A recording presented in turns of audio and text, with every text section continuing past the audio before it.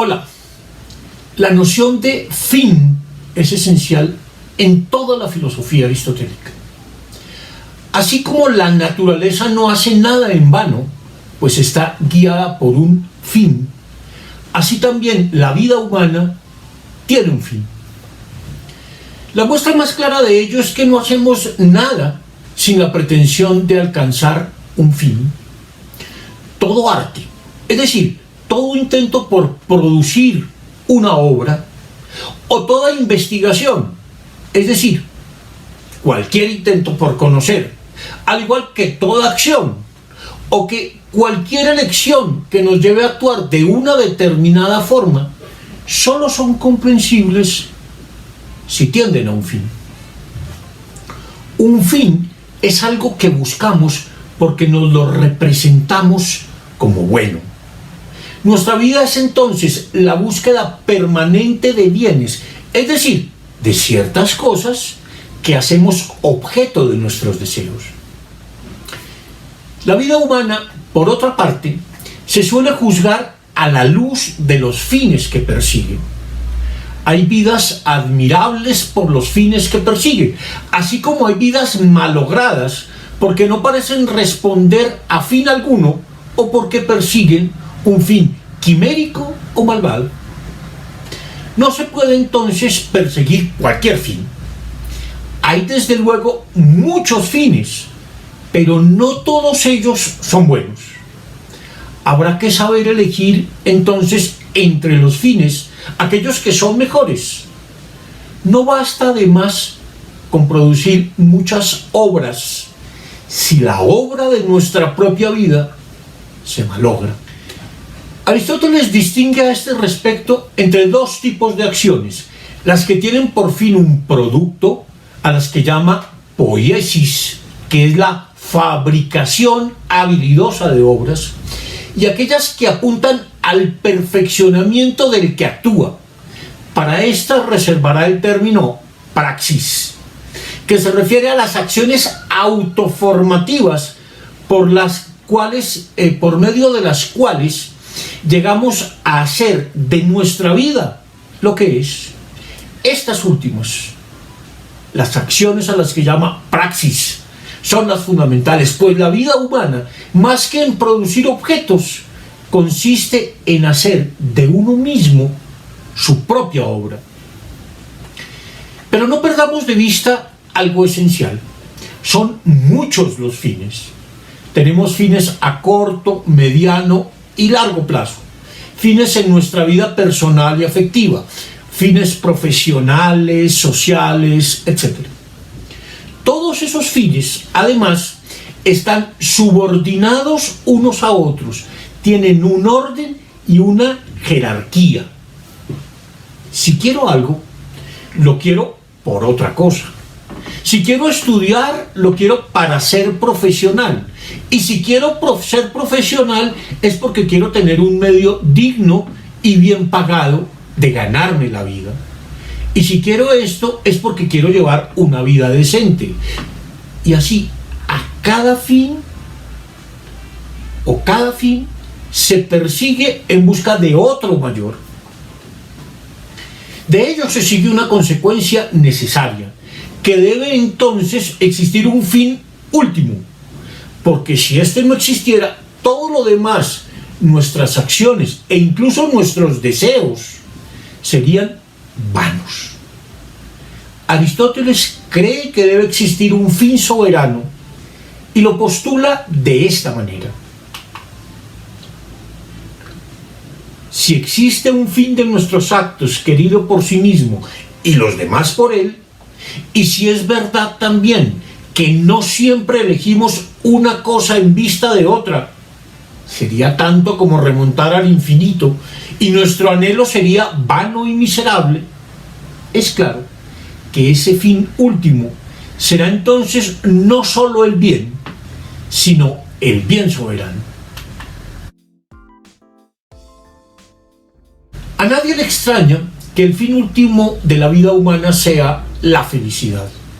Creemos y aceptamos que vinimos al mundo a ser felices, pues la vida no se entendería de otro modo. Sobre esto no hay mayor discusión, aunque la haya sobre lo que la felicidad significa. Para unos la felicidad consiste en conseguir todo lo que se propone. Para otros en disfrutar de cuanto les apetece. Para unos terceros en alcanzar una meta prefijada, un logro deportivo, económico, etc. Hay pues diversas maneras de representarnos la felicidad que pueden ser incompatibles entre sí. Necesitamos encontrar, cree Aristóteles, un modo de entender la felicidad que sea compatible con diversos proyectos individuales de felicidad.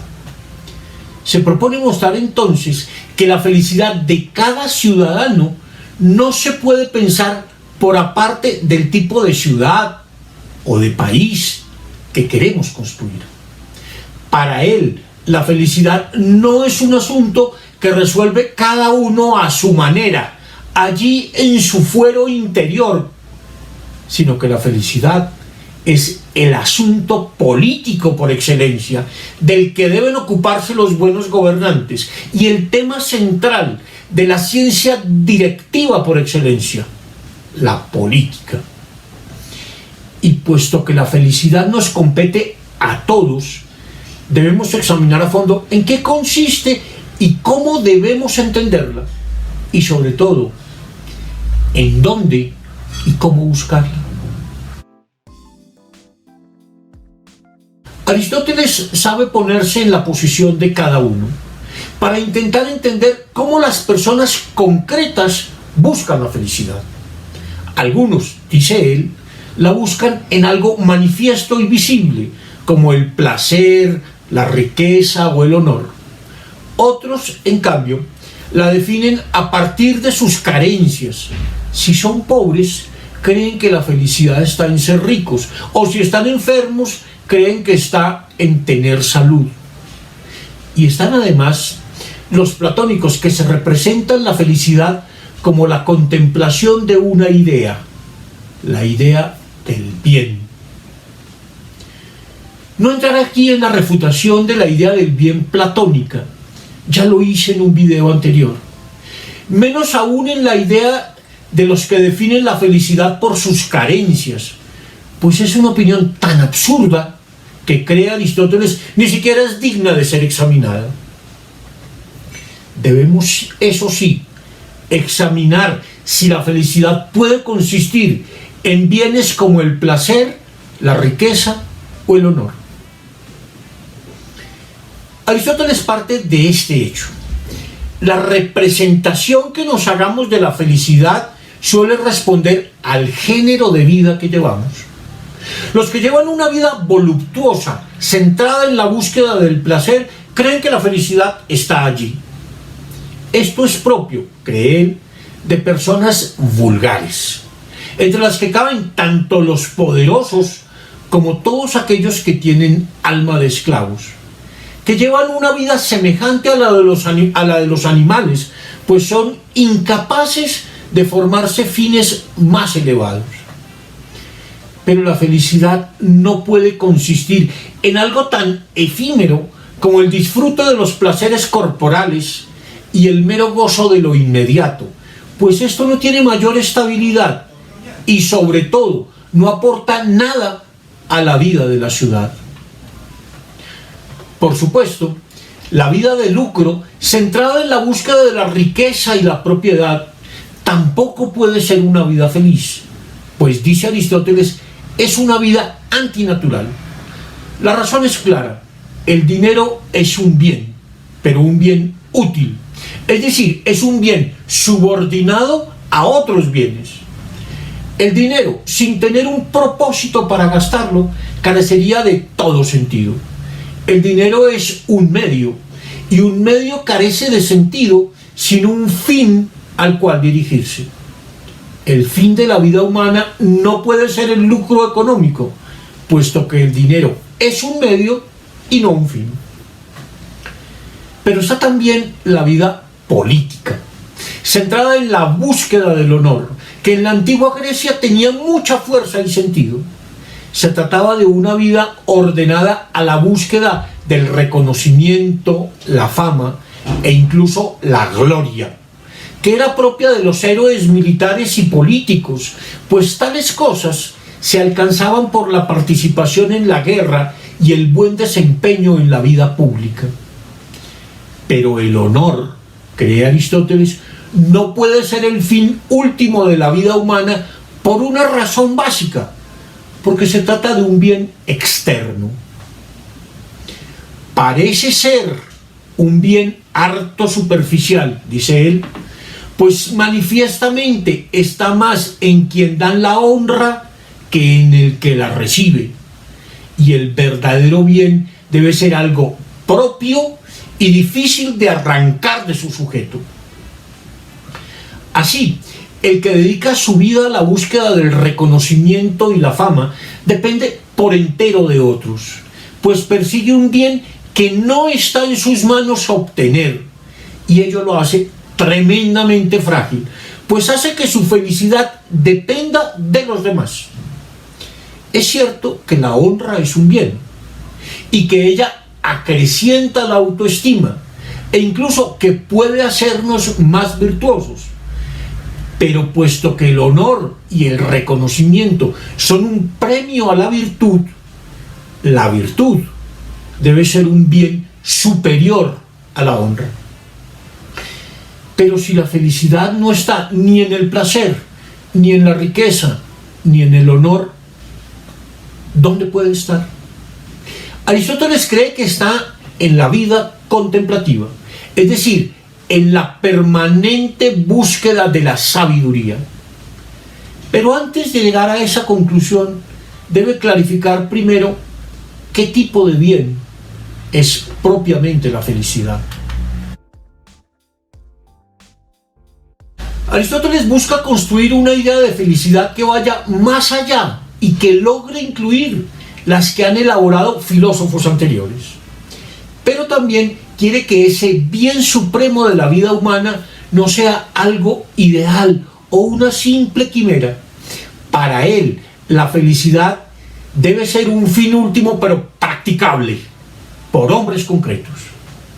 Por supuesto, no está pensando en los demás animales, ni tampoco en los dioses, porque ni unos ni otros pertenecen a la comunidad humana, a la ciudad. La felicidad que le interesa es la del hombre, y no la de los que son menos que hombres, los animales, o más que hombres, los dioses. Desde esta perspectiva, el bien supremo debe cumplir algunas condiciones básicas. 1. Debe ser algo final y no un fin intermedio. De hecho, la riqueza, el honor o el éxito no son más que fines intermedios. 2. Debe desearse por sí mismo y no por otra cosa, pues entonces no sería algo final. Y 3. Tiene que ser autosuficiente, en el sentido de que no depende de otra cosa, como ocurre con el honor, que depende de la voluntad de otros. El único bien que cumple claramente estas tres condiciones es la felicidad, pues solo ella es un fin final, se desea por sí mismo y es autosuficiente. Los demás bienes, por importantes que sean, como fines intermedios, no cumplen con estas condiciones. Si deseamos el placer o la riqueza, es porque creemos que nos hacen felices. Si deseamos tener amigos, es porque estos contribuyen a nuestra felicidad. E incluso si deseamos la virtud, lo hacemos en busca de la felicidad. Pero ¿en qué consiste propiamente la felicidad humana? Que algo funcione bien depende ante todo de que haya sido pensado para desarrollar una obra específica. Pues bien, ¿qué es lo propio del hombre? ¿Cuál es su obra propia?, se pregunta Aristóteles. No puede ser simplemente sobrevivir, como lo hacen las plantas y animales. Y ni siquiera lo propio de su condición está dado por su capacidad de sentir, que comparte con muchos otros animales. La obra propia del hombre está determinada por aquello que lo diferencia específicamente de los demás animales: el hecho de poseer logos. Su vida y la obra que con ésta ha de desarrollar no se puede entender por aparte o en contravía de su condición de ser racional. El acto propio del hombre, dirá Aristóteles, consiste entonces en vivir según la recta razón. Puesto que declaramos, dice en la Ética Nicomaquea, que el acto propio del hombre es una cierta vida y que ella consiste en la actividad y obras del alma, en consorcio con el principio racional, y que el acto de un hombre de bien es hacer todo ello bien y bellamente, y como de otra parte cada obra se ejecuta bien cuando se ejecuta según la perfección que le es propia, de todo esto se sigue que el bien humano resulta ser una actividad del alma según su perfección. Y si hay varias perfecciones, según la mejor y más perfecta, y todo esto además en una vida completa. Y vamos llegando así a un punto central. La felicidad no es un estado, sino una actividad. No llegamos al estado de la felicidad, sino que la felicidad es un cierto tipo de actividad. No somos felices por haber alcanzado algo, por ejemplo, un estado placentero o de imperturbabilidad o de tranquilidad, sino que hemos de ser felices en la actividad vital que desarrollamos, pues la felicidad es una actividad del alma que consiste en el despliegue de la vida en busca de lo mejor y más excelente que podamos procurarnos. Y aquí es cuando cobra sentido la noción de virtud. El término griego es arete, que se puede traducir por excelencia o perfección, pero que ordinariamente se le traduce por virtud. Antes de entrar más a fondo en los múltiples significados que tiene este término, retengamos uno fundamental. Hacer algo virtuosamente es hacerlo bien, según el grado mayor de perfección posible. De un buen violinista, por ejemplo, decimos que es un virtuoso del violín. Pues bien, actuar conforme a la virtud no es otra cosa que intentar hacer todo lo que hacemos según un criterio de máxima excelencia, arete, o como lo dice Aristóteles, bien y bellamente. Ser feliz es entonces llevar una vida activa en donde intentamos realizarnos plenamente, pero de acuerdo con las excelencias propias de cada una de nuestras acciones. Es decir, desarrollando una serie de buenos hábitos, esos son las virtudes, buenos hábitos, en relación con cosas tan diversas como el manejo de las riquezas, del honor, el trato hacia las demás personas, el manejo de los placeres corporales y el manejo de emociones como el miedo, la ira y algunas más. La virtud es de este modo la clave de la felicidad, pues como bien dice Aristóteles, los actos virtuosos son los árbitros de la felicidad. Esto no quiere decir, sin embargo, que baste con ser virtuoso para ser feliz, o que el actuar virtuoso sea por sí mismo garantía de que seremos felices. La felicidad requiere, según él, de una serie de suplementos como los siguientes: una nobleza de nacimiento, muchos y buenos amigos, una cierta riqueza, una descendencia buena y abundante, una vejez dichosa, ciertos dones corporales, salud, belleza, vigor, etc., un cierto prestigio y autoestima, e incluso un cierto grado de buena suerte. Todo esto es importante, porque la falta de una de estas cosas podría llevar al traste nuestra felicidad. Podríamos ser muy virtuosos, pero tan pobres que nuestra vida sería muy difícil.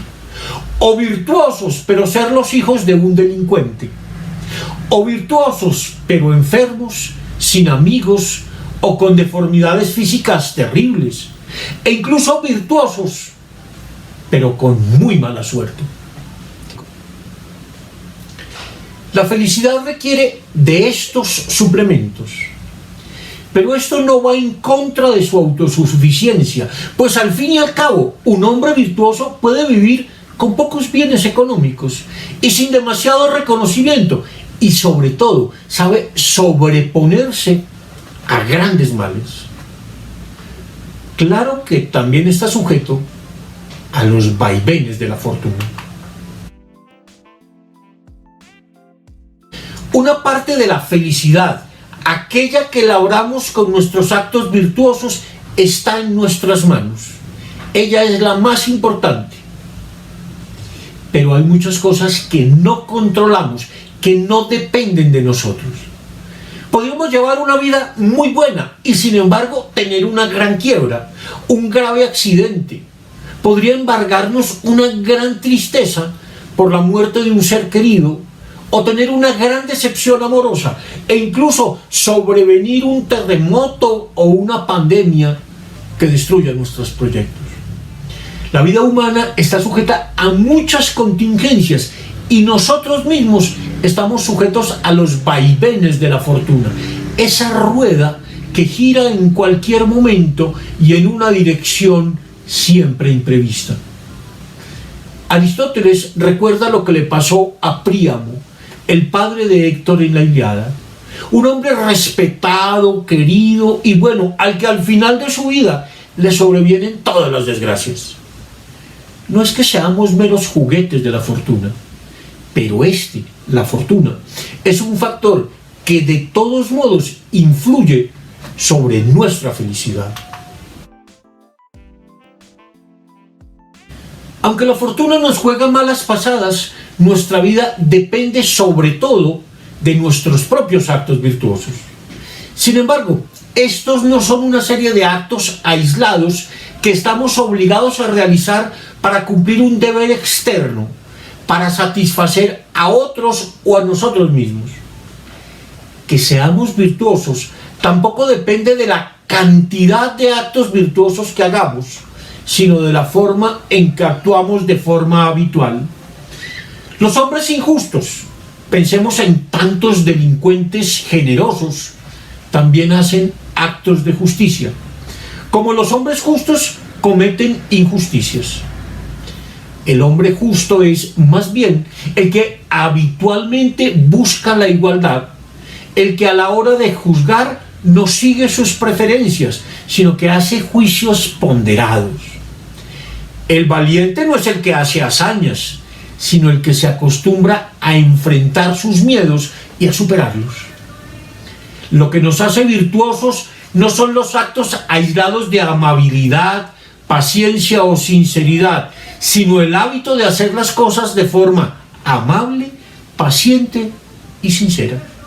Las virtudes son hábitos, pero no cualquier tipo de hábitos. Hay mucha gente que elogia la patanería y los actos de soberbia de los poderosos, y eso no hace de estas acciones habituales algo virtuoso. Las virtudes, dice Aristóteles, son hábitos dignos de elogio.